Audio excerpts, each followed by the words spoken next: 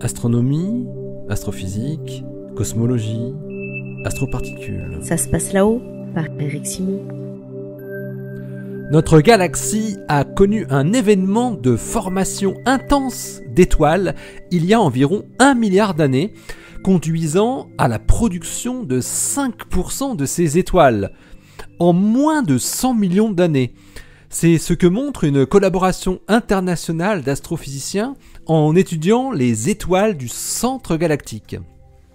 Cet épisode d'intense activité pourrait être lié à l'interaction de la Voie lactée avec une autre galaxie. Une étude publiée dans Nature Astronomy. Le disque nucléaire est une structure du centre galactique de 150 parsecs, environ 1000 années-lumière, autour du trou noir supermassif Sagittarius A étoile.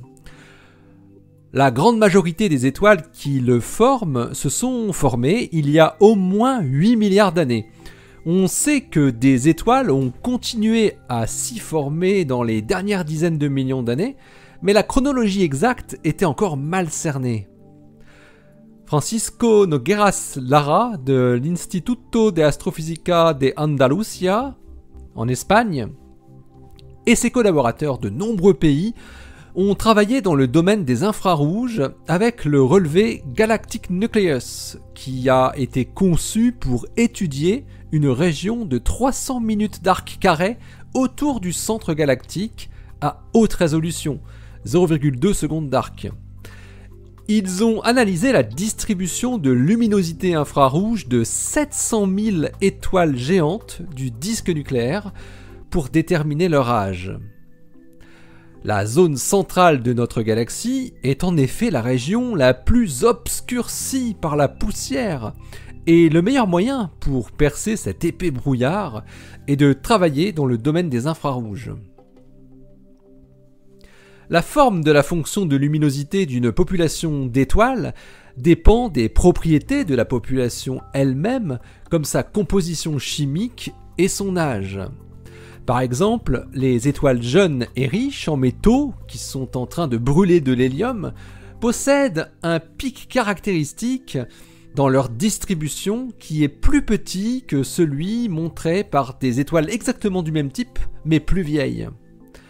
Mais l'extinction due à la poussière peut être très différente d'une zone à l'autre, avec des nuages de poussière localisés qui peuvent induire en erreur en rendant des étoiles faussement peu lumineuses. Francisco Nogueras Lara et ses collaborateurs ont alors apporté une correction à cette extinction différentielle en utilisant des étoiles de référence, des chandelles standards, en l'occurrence des géantes de type K fusionnant de l'hélium. En comparant la fonction de luminosité obtenue avec une combinaison de modèles théoriques décrivant la population stellaire du centre galactique comme la somme de sous-populations d'âge définis, les chercheurs arrivent à la conclusion qu'une grande proportion d'étoiles est plus jeune que les autres, à contrario du paradigme des études précédentes qui disait que le disque nucléaire avait formé ces étoiles de manière continue pendant 10 milliards d'années. L'équipe de Nogueras Lara explique que d'après leurs observations, le disque nucléaire a formé 90% de ces étoiles il y a plus de 8 milliards d'années, puis s'est arrêté d'en produire pendant plusieurs milliards d'années. S'en serait suivi un événement très énergétique il y a environ 1 milliard d'années, source d'une nouvelle bouffée de formation d'étoiles. Selon les chercheurs, étant donné que cet événement n'aurait duré que 100 millions d'années et qu'il aurait été limité à un très petit volume, cette bouffée de formation d'étoiles aurait été extrêmement intense et aurait produit plus de 100 000 supernovas. De plus, une activité résiduelle se verrait encore aujourd'hui avec une production d'étoiles supérieure à la normale dans la zone. Selon eux, les 500 derniers millions d'années auraient produit quelques pourcents de la masse stellaire de notre galaxie, avec un taux assez soutenu jusqu'à il y a environ 30 millions d'années. Nogueras Lara et ses collaborateurs estiment même qu'il devrait exister un grand nombre d'amas d'étoiles encore non découverts du fait de la très forte absorption ou de leur dissolution par les effets gravitationnels de leur environnement stellaire très dense. La longue phase très calme de notre galaxie semble étonnamment coïncidente avec son histoire d'interaction avec d'autres galaxies, telles que les spécialistes ont pu la reconstruire.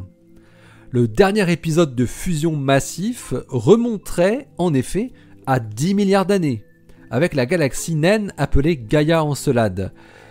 Et le passage le plus récent, à proximité du centre galactique de la galaxie naine Sagittarius, cannibalisée elle aussi par la Voie lactée, est daté d'environ 1 milliard d'années. Le lien entre l'histoire dynamique de notre galaxie et son activité de formation d'étoiles reste encore à établir de manière plus ferme, mais la coïncidence est plus que troublante. Cette étude possède aussi une autre implication importante, elle concerne notre trou noir supermassif Sagittarius A étoile. Les trous noirs supermassifs grossissent principalement en accrétant du gaz. Mais c'est ce même gaz qui est la matière première pour la formation des étoiles. Si le disque nucléaire a cessé temporairement son activité de formation d'étoiles il y a 8 milliards d'années, cela pourrait dire que Sagittarius A étoile aurait pu lui aussi avoir fini la plus grande part de sa croissance à cette époque-là, et serait tombé ensuite en hibernation depuis. Puis la nouvelle activité stellaire d'il y a environ 1 milliard d'années aurait pu être associée à un sursaut d'activité du trou noir, que pourraient expliquer les traces d'expulsion de matière qui sont visibles de part et d'autre du disque galactique encore aujourd'hui, sous la forme de bulles d'émission gamma, X et radio, qu'on appelle les bulles de Fermi.